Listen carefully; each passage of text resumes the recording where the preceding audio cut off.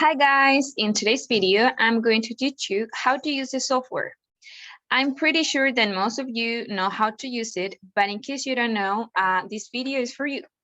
So first of all, you have to go to the Aula Virtual, and in the Workshop tab, you will find this link, Software Inglés 3. In this folder, you will find the file. So you have to download it. And once you download it, you will have something like this. A2 Elementary Inglés 2 y 3. So you have to open it and you have to click here where it says Auto Start.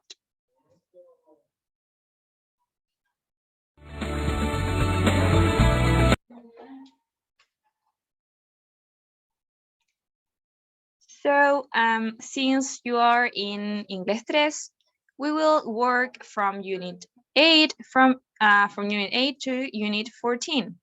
So here you have a lot of exercises related to the units. Also, you will find grammar reference, the word list, your progress, a quick check. So here you can create tests for you to practice a little bit more. You can choose the units.